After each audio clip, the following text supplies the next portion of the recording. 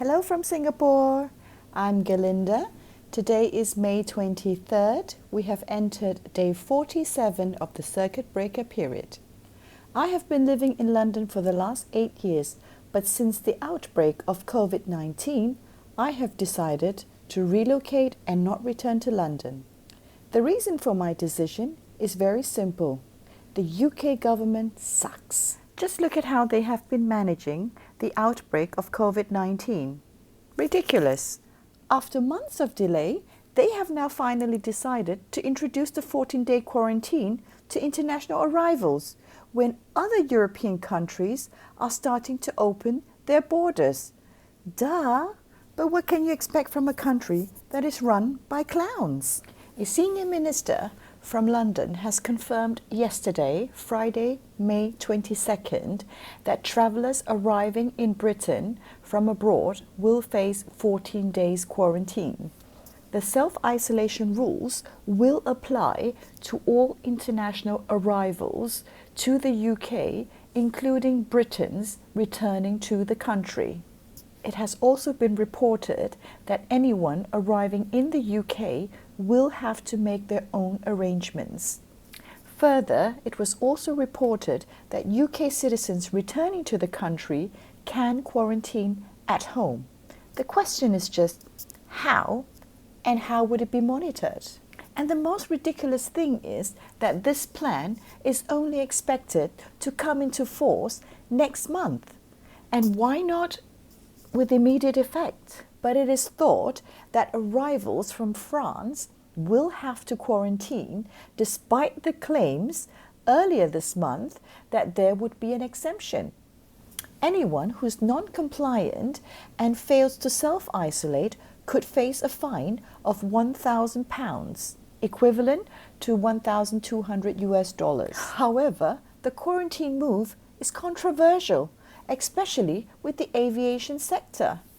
Airline bosses have said that the measures would have severe repercussions. Duh! Ryanair boss Michael O'Leary earlier this week branded the proposed quarantine plan as idiotic and accusing the British government of making it up as they go along. In response to the proposal, Virgin Atlantic said in a statement that the new quarantine rules would prevent services from resuming, claiming that there won't be sufficient demand to resume passenger services before August at the earliest. Trade body Airlines UK has said that the proposal would effectively kill international travel to the UK. That is actually the plan. Some lawmakers in Boris Johnson's Conservative Party have also queried the need to bring quarantine in now, saying that it would damage the economy when it has already taken a massive hit from a lockdown. Huh? A former Conservative leader, Ian Duncan Smith, said the government needs to rethink this quickly and not go into quarantine. In what world are these people living in? He also said if the government could level up their testings, then anyone coming into the UK would be tested and put on a tracking app. In which La La Land is he living in? Of course, others have questioned why UK did not introduce quarantine earlier, like countries such as South Korea, Spain, US, Germany, you name it. UK has been rather too much on the back foot, increasingly playing catch-up firefighting. Basically, they need to clear their leadership on all levels. Bear in mind, Britain has recorded the highest number of deaths in Europe from coronavirus, with more than 36,000 people who have been tested positive having died so far. Over 254,000 people in the UK have been tested positive for coronavirus as of yesterday. But again, what do you expect from a country led by clowns?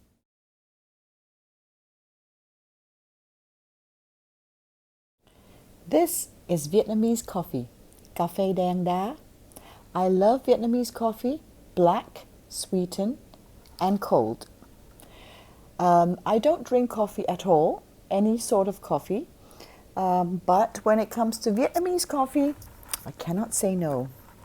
Cái này ngon quá.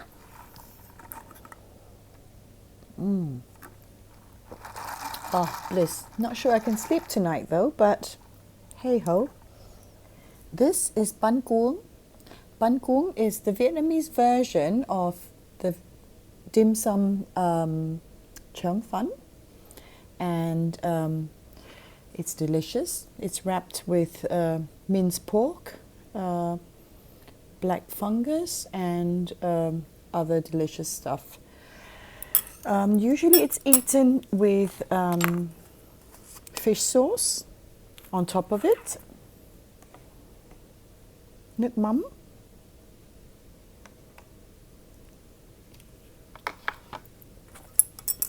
Wow, it does look delicious. Let's see how it tastes. And then I've ordered phở bò, which is phở beef, and it was delivered like this. The soup is perhaps underneath. It feels warm. The noodle is sitting on the top, and I think I need to remove this somehow. Oh, there we go. Yep, that is the noodle. It's a big portion. And below, wow, is the soup with, I can see meatballs in there, beef balls. I'll let you have a look. Beef balls, beef balls, here we go. And beef slices. The soup smells very, very good. Oh, and it's delicious. So I'm going to put the noodle in the soup, and it also came with the calamansi, which is not very Vietnamese because in Vietnam usually it's lime juice that we put in there.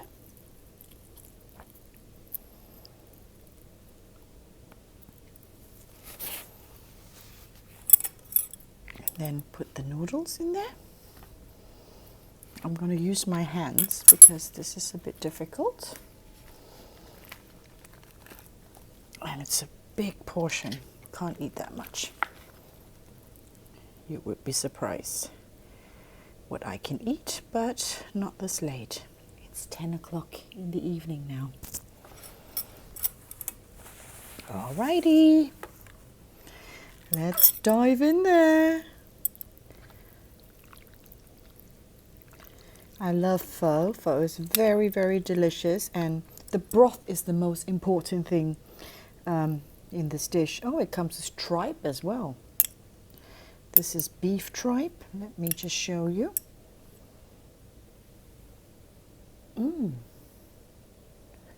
That is delicious.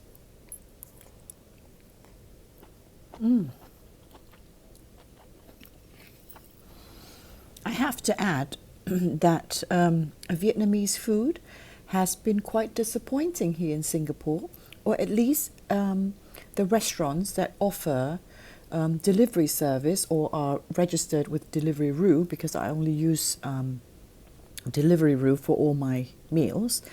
I have to say, for example, the fish sauce is not the marinated nước mắm, which should consist of garlic, lime juice, sugar water, vinegar.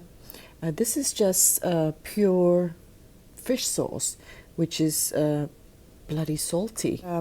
The pho, for example, I would have expected some fresh herbs and fresh herbs on the sides. Yeah, that is something I really miss. And I have to say, Miami is the place where they do really, really good Vietnamese food. I may not have a lot of knowledge on other subjects, but when it comes to food, I think I do know what I'm talking about. And being raised by a kick-ass, fantastic cook, my mother, I have to say that she has given me all the necessary knowledge in terms of judging food.